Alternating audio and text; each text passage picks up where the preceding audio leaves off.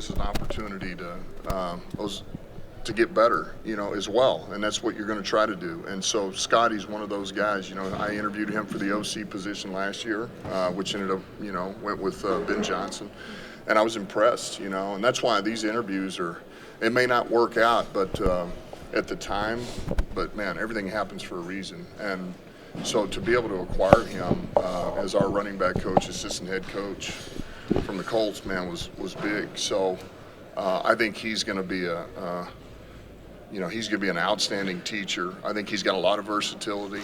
I think he's coached the receivers, he's coached running backs, he's been a head coach, he's been a coordinator, he's worked with quarterbacks.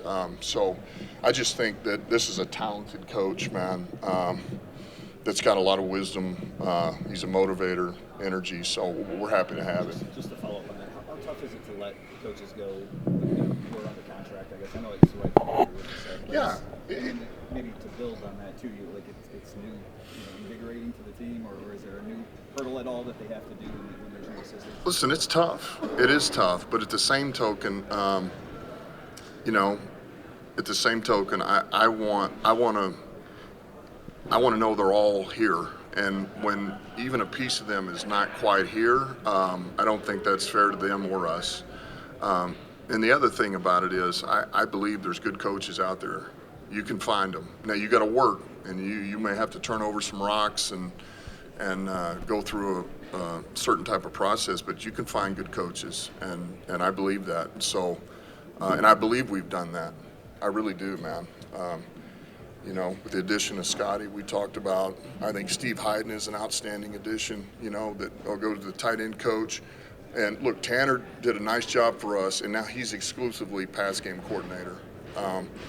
But Steve Hayden will bring, he'll bring something to that room we need. It's a young group, we may still add. That's a possibility. It's a possibility in any room, but, he'll bring a type of toughness to that room that we need and experience. And look, he's worked with the O-line with tight ends for a number of years. So, there's we can go down the list here, but we added Dre Bly. Dre's another guy that we've added. And to me, the vision of that was, man, he's going to work with these corners. And his deal is technique, man. He's been coaching at North Carolina for the last couple of years, but he did it at a high level, and he did it because he was able to play with technique. And so he'll bring a certain type of attitude, fundamentals that AG's looking for. Brian Duker takes that room over now. He's got it, like AP did last year. But Dre will work with those corners. Yeah, I talked to John last night. We don't officially have anything signed right now, but we've come to an agreement. And he's another guy. To me, it was, I just felt like it was going to be good for us. Like what Johnny Morton did for us on offense this year was pivotal, and it was behind the scenes, and I'm not sure everybody understands just how important he was for us. And I see that defensively. Like Dom Capers was, he did a really good job for us. And so to be able to get that, listen, John, man, John was defensive coordinator when I was at the Giants as a young player, and that's where our relationship began. But a very successful head coach, 3 different teams in this league. And, man, he's been out of it for about 5 years. He went back to Indy last year kind of in the same capacity, senior defensive assistant. And, man, you could see the fire in him. I mean, it's impressive, man. He misses the chess match. He misses preparing for an opponent and just worrying about defense, And so I think he's going to be great at helping AG just watch his blind spots, which is really what Johnny Moe did for us on offense, to help Ben out. So I think he'll be a great addition. We got John Scott, defensive line. He's another one we haven't technically signed on paper, but we have an agreement. And he was one of them I talked about. Man, how do we get a guy that, from the same tribe as far as teaching D-line, young, energetic. He's a technician. He's all about technique in the run game and pass game. And that's what we felt like more than we need some guy with a lot of experience in the NFL. We want somebody that just eats and breathes fundamentals. He's done it at the college level, developed talent, He was with the Jets under Bowles, Casey Rogers. So, and it was an impressive interview. So, we're excited to have him as well. So. Coach, we know you're a big culture guy, rah-rah, work ethic. With your picks, eight in this whole draft, are you looking more for what the needs of the Lions are versus what the talent that's available? No, I mean, I think that's, I wish that was easy to just answer outright. I would say we're not afraid to acquire talent, even if we feel like we have a couple of people already in that position. If it's there is such a thing as talent that's hard to pass up, even though we may have a surplus of those players. So, but we understand we have needs, no different than anybody else does. But no, I would say Brad and myself, we're looking for guys that upgrade us, no matter what they are. And if they can play, we'll find a way to play them. We'll put all of them out there some way, form, or fashion. Coach, the combine has gotten much bigger since you were here as a player. Who's that? I said the combine has gotten much bigger than when you were here as a player. What do you make of like the spectacle that it's kind of become? Yeah, I mean, you're trying to get me in trouble. So, yeah, I don't know. Every year it becomes what you say. I guess there is somewhat of it's a spectacle. And to me, it's more, at this point, just to be able to sit with these guys. Obviously they get the medical during the week, but for us to be able to do these formal interviews or informal is, to me, the biggest part of all this. It's not even the working out portion. Like, to me, you grade them off the tape. You don't grade off somebody out here in pajamas running around on 40 with no defender around or offender. But the meetings are great. The meetings are really pivotal. So all the other stuff, whatever, just tell me when to show up. We'll get it done. Dan, what was your availability? Did you have this many people for your player availability at the combine? No. And you. And that was about it. There's one of you. When you're in these interviews with the prospects, what are a couple of traits or things that you're looking for that match your mentality, match your culture of the team that you want? Yeah, I mean, I think with anybody that we acquire, as a coach or a player, is conviction, man. Conviction. They can handle pressure. They don't get frazzled. They can laugh at themselves, because we'll keep it kind of lively at times in there too, just to have a good time. But I think it's all of that, man. And I think there's a lot to be said about, putting those guys in a situation. I mean, you're sitting there with myself, the coordinator, the position coach, sometimes the GM. We've got player engagement. We've got, a number of people, and that can be intimidating. And so, to me, you want to see, can you put them in a gray area and see if they'll give you a black or white answer, which is what you want. You want the conviction, right? So I think that in itself, there's only so much you can get in a 20-minute period, but that would be something I'm looking for. Okay, what was your reaction to Sean Payton returning to the NFL, and can you speak a little bit about what he Yeah, did listen, to you? that didn't surprise me. I knew, I felt like he just needed a breather. He needed to change his scenery. I had a feeling he would be back. I didn't know when that was going to be, but I would say this: he looks rejuvenated. He definitely looks rejuvenated. So, if anybody can get that thing turned around out there, it's him. Coach, as you're interviewing coaches to possibly come onto your staff, and even these prospects here, what is a common thing that they're saying about joining this organization? Just, you mean the coaches and coaches and then prospects here? Yeah, I think that. I think they appreciate there's a camaraderie about it. There's, I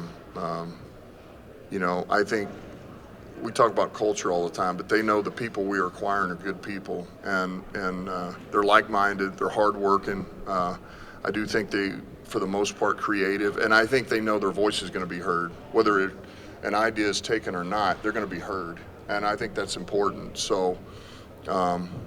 And look, we're gonna let people be who they're gonna be. I mean, for God's sake, Sheila lets me be who I am. I mean, she doesn't tell me, can't do this, look this way, what are you doing? That's an embarrassment to the. She wants me to be me, and I appreciate that. And I want my coaches to be themselves. I want our players to be themselves. Now, we all have a common goal, and there are certain things we all have to abide by to get to where we want to go. But listen, I appreciate that, and I want them to appreciate it. Coach, can you tell us just a little bit about your philosophy about the best way to deploy DeAndre Swift? Is he a guy you think you're always going to kind of have to manage the touches and the reps with him? No, did some, we tried to do that last year. We tried to take care of him in camp. I know this, he is a very talented player, and, he's a very talented player, and he's one of those guys that can take it to the house anywhere on the field. And, man, he works, he wants to get it, he works hard in the classroom, and, we thought we had a recipe going into the year, and it didn't work out. He got a little bit banged up, and then by the end of the year, he started to feel better and his production went up. So, listen, we're going to start all over from scratch again, man. Let's find another way to see if we can help him stay on the field, and I already know he's doing that for himself. So we've got to do that on our end. What can we do better by him? Can we? Because he's too talented. He's too talented to not have out there. He's an explosive athlete. Brett talks a lot about intangibles. I don't know what it is with Amon-Ra and they have that it factor with competitiveness. Have you gone through these interview processes? What have you learned to identify, I guess, that real fire as opposed to kind of that fake love of football? Yeah, it's hard to put into words. I would say this: I don't know how many guys we've met with at this point. Over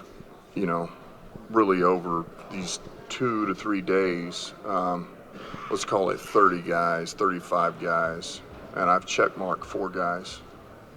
And to me, they got the it factor. Just when you sit in there and you hear them talk about football, it's there's a fire burning in them, and they can't sit in their seat. They got to get up to talk. They got to tell you what's going on. This is how I think. This is what I'm. And that, you can't fake that. When you have that, you love ball, and you'll eat and breathe it and do anything for it, do anything for your teammates. You're uber competitive. You watch the guys that, you present them this mini install before they get to the tape and taking notes, asking questions, and then, man, when you go, they throw the sheet down. Because to them, it's a competition. Like, I'm about to show you how good I can do this. I'm about to show you what I can retain. I'm going to show you that I understand what you're wanting me to do. And those guys are rare. If you can find those guys and they've got some ability, which most guys here do, it's hard not to like them. If that guy's a little bit less talented maybe than another guy, you would prefer the other one over, right? Well, I think, tell me the level of talent in the body, and where are we picking, relative to, I think. But those things are important to you. I mean, they're very important, Look, I know this, we just from where we're at, man, we've come a long way, but we want to continue to get more athletic. We want to get more athletic, and we need to get smarter. And some of that's just because we're young. We're going to continue to grow just by, the nature of our young guys developing and learning football. And, Hutch is going to only be another year smarter, and he's got pretty high FBI. But Mac's only going to get a little bit better. Kirby's only going to get a little bit better. But at the same time, these players we acquire, man, they need to have some FBI to them. They need to love it and have some FBI. And that's not always, well, man, they can tell you exactly what to do, but they have an instinct about them too. Some of them can't really tell you, but they're always in the right place. And there's something to be said for that too. Dan, where do you think you've improved the most as a head coach since your interim stint in Miami? Yeah, I think that, for me, it's having a clear vision for how we need to prepare for a season, how I need to get the coaches ready to prepare the team. I think here we go going into year 3, but man, these are the things exactly what I'm looking for from my staff at this time of year. This is what I'm looking for as we get ready to go into camp. This is what I'm looking for in camp, what I'm looking for in the season, and the same with the players.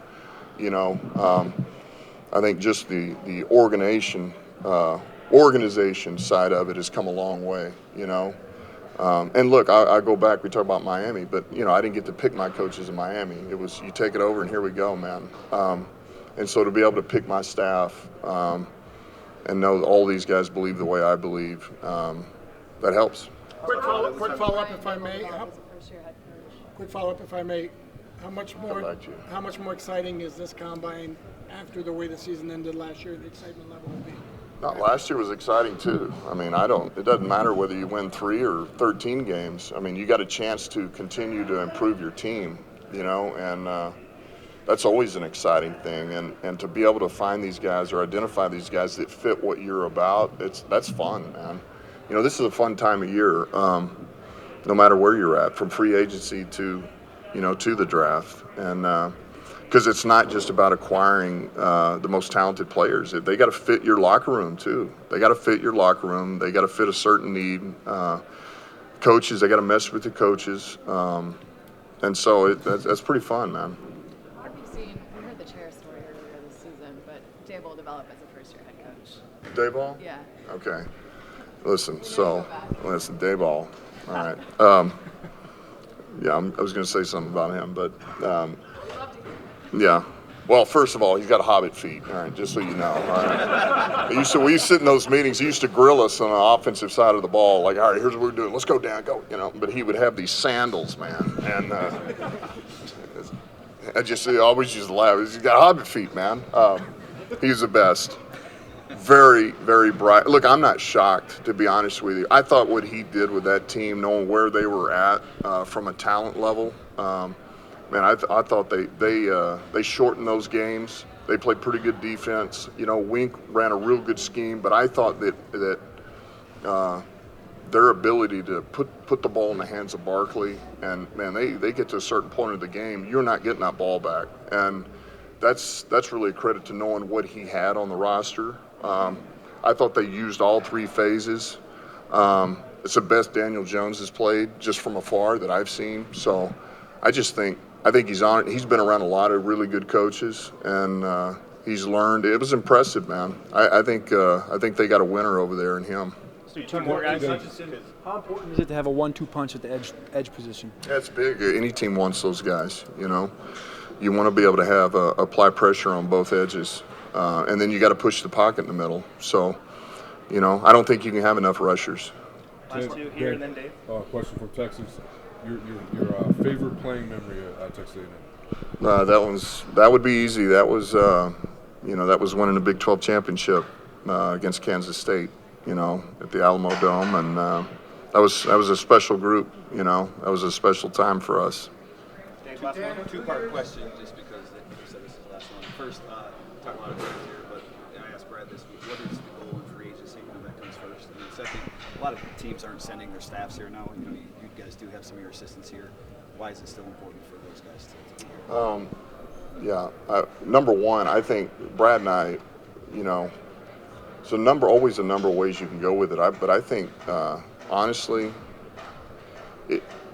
we both kind of came away and said, all right, here we go. We're going to year 3. Yeah, we've got a little bit more to play with. We have a little more wiggle room. But it's like, man, let's not lose sight of, let's just get better. Like, can we acquire that?